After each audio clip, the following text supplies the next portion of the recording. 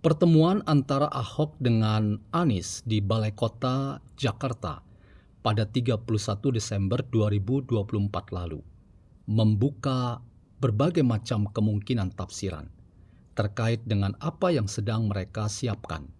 Apalagi Anies dan Ahok sama-sama mengatakan tunggu waktunya. Apa yang disiapkan oleh mereka dan kapan waktu yang mereka sengaja siapkan dan apakah yang mereka sedang siapkan itu. Sekali lagi, ini adalah catatan kritis yang saya ingin jadikan semacam tesis untuk memberikan apresiasi pada pertemuan dua orang sahabat yang pernah melakukan rival ketika mereka maju sebagai kontestan dalam Pilkada DKI Jakarta beberapa waktu yang lalu. Selamat datang dalam channel Meragukan Filsafat, sebuah channel yang secara sadar dibangun untuk turut mengedukasi ruang publik virtual Indonesia dengan menawarkan alternatif berpikir dari lensa pemikiran filsafat untuk membaca fenomena sosial, politik, kebudayaan dalam konteks Indonesia kontemporer tanpa berpretensi untuk menggiring opini kita mempercayai pandangan-pandangan dalam channel ini. Teman-teman, Ahok dan Anies adalah sosok yang kita tahu pernah bertempur dalam kontestasi Pilkada DKI Jakarta beberapa waktu yang lalu. Kontestasi itu telah menyuguhkan kepada kita semua bahwa Pilkada itu ternyata begitu sengit ketika diterjemahkan oleh kedua mereka.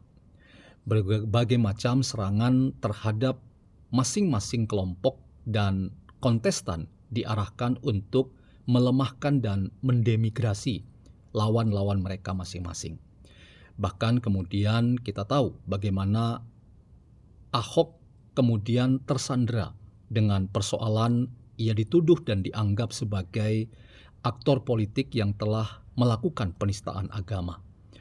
Itu semua tidak bisa lepas dari peran Anies yang dianggap turut serta dalam menaikkan tingkat dan tensi politik identitas yang ia gunakan pada waktu pemilihan kepala daerah di DKI Jakarta beberapa waktu yang lalu.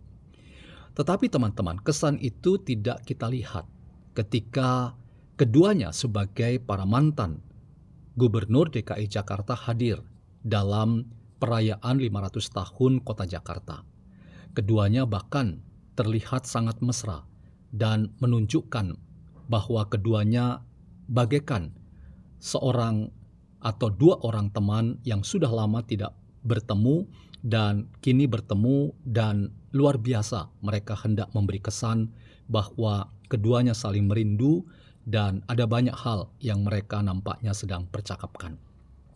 Bagian yang menarik yang kemudian menjadi komoditas politik dengan tafsir yang beragam adalah ketika baik Anies dan Ahok mengatakan ada waktu di mana mereka akan menyampaikan sesuatu dan tunggu waktunya, itu yang kemudian membuka ruang tafsir yang imajinatif untuk kita berikan makna apa yang dimaksud dengan tunggu saja waktunya yang disampaikan baik oleh Anies maupun Ahok. Saya ingin mengajukan dua tafsiran. Yang pertama, tafsiran saya ketika tunggu waktunya itu terkait dengan akan segera masuknya Anies Baswedan sebagai bagian dari Partai Demokrasi Indonesia Perjuangan. Itulah yang saya sudah katakan dalam konten saya, Jokowi dibuang, Jokowi dipecat, dan kemudian datanglah, hadirlah, dan masuklah seorang Anies Baswedan. Ini merupakan bagian dari drama politik yang kemungkinan akan terjadi pada pekan-pekan ke depan. Tunggu waktunya adalah menunggu waktu yang tepat ketika PDIP meminang seorang Anies Baswedan untuk bergabung memperkuat Partai Demokrasi Indonesia Perjuangan. Apakah itu yang akan terjadi? Saya merasa bahwa kemungkinan itu sangat masuk akal dan kemungkinan akan terjadi. Paling tidak, Anies Baswedan dalam hitung-hitung politiknya ingin memastikan bahwa ia punya kendaraan partai politik. Untuk apa? Untuk mengaktualisasi program, pemikiran, dan sepak terjang politiknya. Karena tanpa sebuah partai politik, rasanya sulit bagi seorang Anies untuk mengimplementasikan mimpi-mimpinya dalam kancah perpolitikan, baik di level daerah maupun di tingkat nasional. Setelah ia dibuang oleh Partai Nasional Demokrat, Nasdem, dan dibuang juga oleh Partai Keadilan Sejahtera, praksis tidak ada lagi kendaraan politik yang bisa dikendarai oleh Anies Baswedan. Karena itu, ia mencoba mencari peruntungan dari partai-partai yang lain.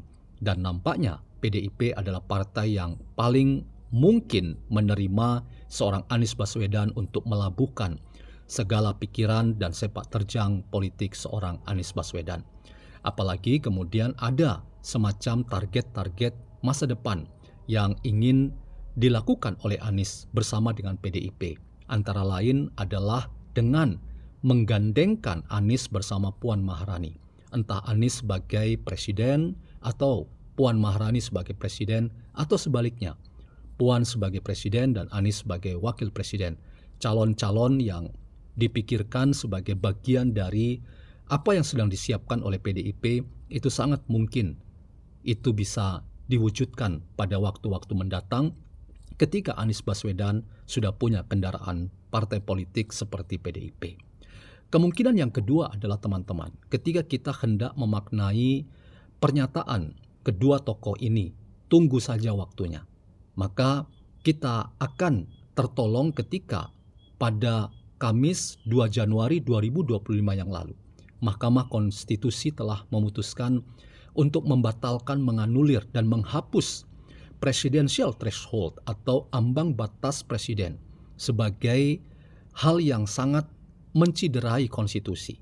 Yang kita tahu dan kita harus katakan bahwa penghapusan itu harus disebut sebagai kemenangan demokrasi, kemenangan rakyat.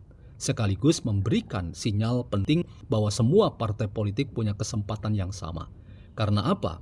Karena semua partai politik juga harus mulai mempersiapkan diri dalam rangka memastikan kader-kader terbaiknya yang berkualitas untuk dimajukan dalam kontestasi pemilihan presiden dan wakil presiden pada 2029 mendatang.